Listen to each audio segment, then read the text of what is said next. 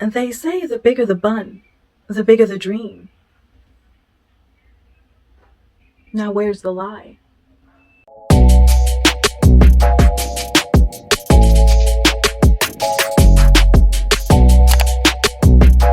Hey girlfriends, welcome back to my channel, ProudMane. It's your girl Ava, your loyal girlfriend, and in today's video I'm going to be bringing to you an Ayurvedic hair mask that is great for hydration and conditioning your hair. But before I do that, I have to give a huge shout out and thank you to you guys. Thank you so much for 1,000 subscribers already. This is crazy and so overwhelming, but thank you guys so much for the love. I really appreciate it, and I'm sending it right back to you guys. So without further delay, let's hop right into this video. So like I said, in this video, I'm going to be doing an Ayurvedic hair mask that is super nourishing for your hair. This is suitable for all hair types, whether you have low porosity hair or high porosity hair, type 3 hair, type 4 hair, even type 2 hair. Y'all can use this too. This is for everyone. So this hair mask in particular will be featuring henna. I will be using that as my base for the mask. I love henna. It has aided in my overall hair health and my hair growth, and like I mentioned, it was one of my first Ayurvedic herbs that I was introduced to when I went to that South Asian grocery store that day, and I was in love immediately when I first use it. It is that potent, it is that strengthening. You will notice a difference immediately when you use that herb. So I just want to give a little bit of a background information or a little bit of FYI. I know there are a lot of videos circulating out there already about henna, so I'm not going to dive too deep, but I do want you guys to know certain things if you do decide to use henna in your hair. So the first thing I do want to let you guys know is that henna is 100% permanent. It is permanent. So if you're not about that life and you want to color your hair or dye your hair, all these different types of colors, this will not be for you. Yes, you can change your hair color with henna on your hair, but it's very difficult to do so, and it will actually put a strain on your hair. So I don't recommend it to use henna and then color treat your hair afterwards. I mean, it's not a good look, and it will cause your hair more damage than it would good. So don't do that. So it is permanent, just to let you know. The second thing when buying your henna is that it needs to be 100% pure. That means body art quality henna is best. Body art quality. When I look for my henna, I make sure it also has, you know, no binders, no fillers, no preservatives, things like that. That way I know that I'm getting the most pure henna there is. And I also look for manufacturer dates and things like that on my package. That's just me. If you guys don't want to do that, it's totally up to you, but I like to go that extra step to make sure that I'm getting a fresh batch of henna. That's basically what it is. The other thing I want you guys to know is that if you do use this henna hair mask, that you have to follow up with a deep conditioner. Henna is so strong and potent and strengthening, and it does bind your hair shafts, but in doing that, it can actually dry out your hair a little bit. So you want to make sure that you are following up with a deep conditioner. In the alternative, you can incorporate hydrating elements to your mask to combat those drying effects. Also, because henna has that loosening effect, you might want to add some other herbs in there to combat that as well. I personally don't mind it. I like a little bit of hang time. I like that thing to be swanging. So I don't mind that it loosens my curl pattern a little bit, and I don't use it that often. I use it once every 3 months if I feel that my hair needs it, but 4 times out of the year for sure I will use a henna hair mask.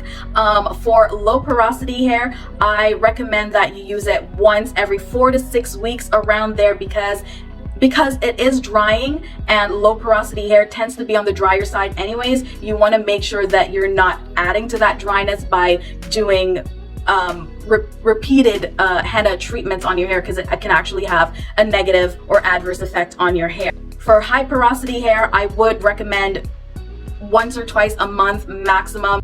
Again, because it's so strengthening and it's so potent that it can actually dry out your hair and cause a little bit of a breakage situation. So basically you can use it because yes, it does fortify your hair. Doesn't mean that you should avoid it altogether. You can still use it, but you just have to be a little bit cautious in how often you're using it.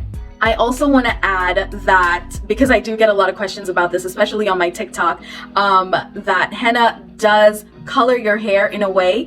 Even if you do have darker hair like myself, henna will give you this like reddish tint to your hair, but it only appears in the sunlight. It's not super pronounced or visible or anything like that. It's really subtle. Like if you look at my hair right now, I mean, you can't really see anything, but like in the sunlight, it is a little bit more visible, and it just, it looks really pretty. It's really nice. It's almost like you've been sun-kissed on your hair a little bit. But if you do have like blonde hair or even some grays, lighter hair, it will tint your hair more orangey or copper even. So do be mindful of that. And if you find that that's not something you're interested in, you can always substitute henna for cassia. Cassia is very similar to henna in that it does nourish and condition your hair, but it doesn't dye your hair. So you can opt for that if you don't like henna. And I also recommend that you do a strand test. Do it like, you know, in the back of your head or something like that where it's not noticeable, just to make sure that your hair is compatible with the treatment, just to make sure that, you know, there aren't any adverse effects when you do intend to use it. So yeah, that's all I've got for now, and let's get straight into this video.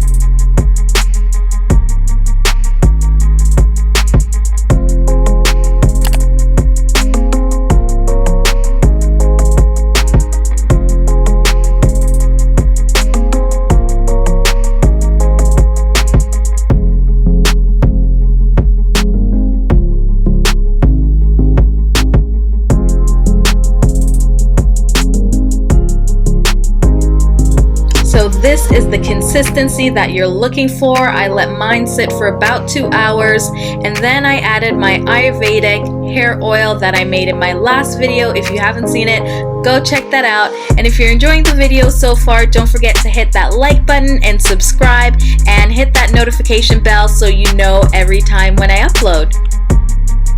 So now that we are done mixing and preparing our mask, it is time for the application. I personally like to apply henna to clean hair, because if there's any buildup or residue or dirt and debris and all that stuff on your hair, the mask won't be able to penetrate your hair shafts. So I highly recommend having a cleansed scalp, a cleansed hair before applying this mask. So my hair is super dirty right now. I actually haven't washed my hair since the release of my last video last week Thursday, so I am due for a wash. So I'm gonna do that, and then I'm going to apply the mask. But let me show y'all this takedown. I literally have bobby pins holding this up right now. So my hair has been up in a high bun, which is how I primarily wear it, and it has been that way since my last video last Thursday. So it's been a week, and I am due for a wash.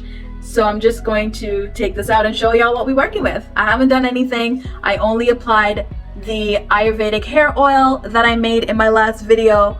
So yeah, I mean, we're still looking pretty good considering it's been a week.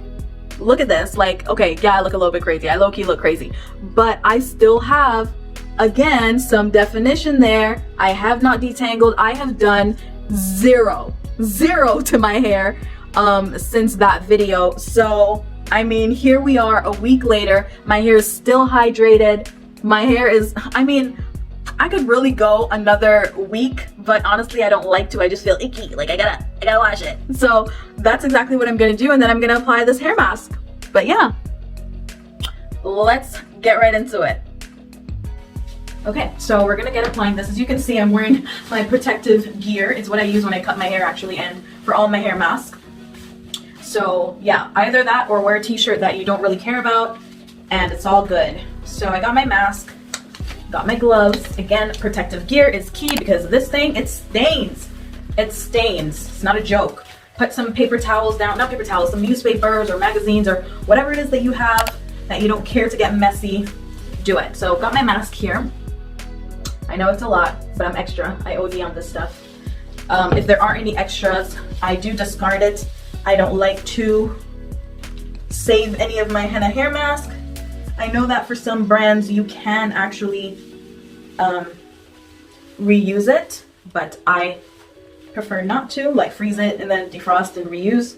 I prefer not to. That's just me. I like to make a fresh batch. So you're just gonna take your hair and just really saturate this. Really get it in there, work it in there. And see what I'm talking about? When your hair is a little bit damped, you don't have to use that much product on it for one, and two, it just glides on there a little bit better, for me anyways, as opposed to when it's dry and you're working the product in there. So I like to do it this way. I start in the middle, and then I make this little itty bitty top knot. There's no real method to this, to be honest. You can do it however you want to. And then you just keep going section by section. You grab a piece, you work the product in from root to tip. You can get this on your scalp. There's nothing wrong with that. I actually encourage it to put some on your scalp. So put it on your scalp, work it in there.